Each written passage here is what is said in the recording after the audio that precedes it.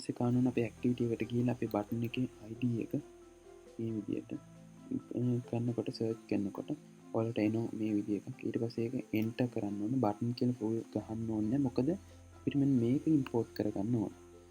මේ විදියට කරලා පස්සේ පේනවා. ඊට පස්සේ අපි අපේ on click listener කියන method function එක call කරගන්න මෙතනින්. on click listener වෙනත් මේ විදියට දාගන්න. ඊට පස්සේ අපි කරන්නේ මේ විදියට වේරියබල් එකක් හදනවා. අපේ තියෙන ඒ කියන්නේ ටෙක්ස්ට් එක අපි දෙන ටෙක්ස්ට් එක ගන්න වේරියබල් එකක් හදනවා. ඒකට ඉස්සෙල්ලම අපි කියන මේකේ අපේ ID එක බලා ගන්න ඕන. මෙන්න මේ ටෙක්ස්ට් එක. ඒකේ ID එක තමයි edit text කියන එක. ඊට පස්සේ අපි ඒකට මෙතන වැල්ද වාහරි වැල් හරි දාන්න. අපි මේ ටෙක්ස්ට් එක edit වෙන්නේ නැති හින්දා ඒ කියන්නේ අපි ගන්න නම්බර් එක පස්සේ change වෙන්නේ නැති හින්දා මම වැල් keyword එක use කරනවා. ඊට පස්සේ අපි මෙතන variable එක නමක් දෙමු year of birth. okay birth දාලා මේක අපි equal කරන මේ විදියට අපේ අර ID එකට. අපේ ID එක මොකක්ද? අපේ ID එක තමයි edit text කියන එක. මෙතන edit text. හරි. ඊට පස්සේ මේක අපි මේ විදියට text කියලා දාලා ඊට පස්සේ මේක ඉස්සෙල්ලම string type එකක් තියෙන හින්දා මේක string එකක් තමයි අපි දෙන්නේ.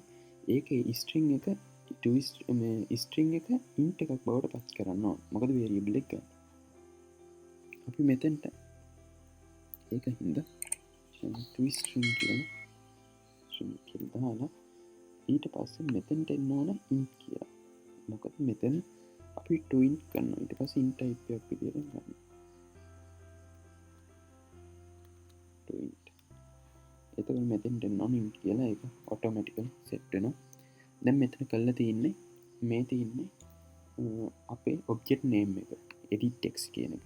මේ තියෙන property එක මේක කෙලින්ම int එකක් බවට පත් කරලා මේ variable එකට දීලා තියෙනවා. එතකොට අපි දෙන text එක variable එකට int එකක් විදියට යනවා.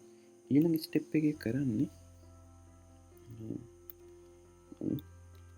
my age කියලා අපි variable එකක් හදලා ඒකෙදි අපේ දැන් තියෙන year එක මොකක්ද 2020 ද ගත වෙන 25ද 2019ද කියලා අපි enter කරනවා. 2020 තමයි දැන් age එක. ඒ කියන්නේ දැන් තියෙන year එක. ඊට පස්සේ අපි variable එක ඒ කියන්නේ year of birth කියන මෙතන අපි හදපු variable එක enter කරගන්න. එතකොට කරන්නේ ඒකේ දැන් තියෙන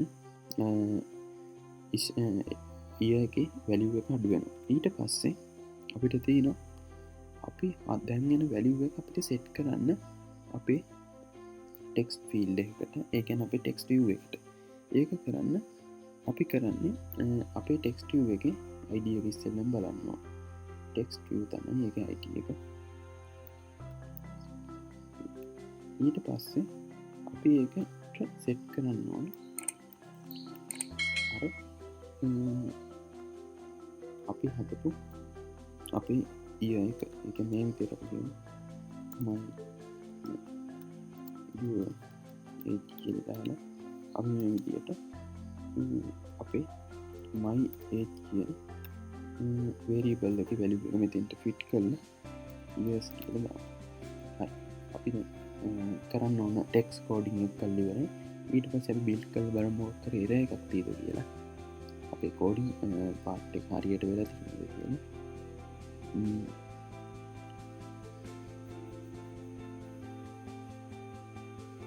ඊට පස්සේ අපි run කරලා බලමු කොහොමද මේක පෙන්වන්නේ කියලා. මේක හරියට හරි.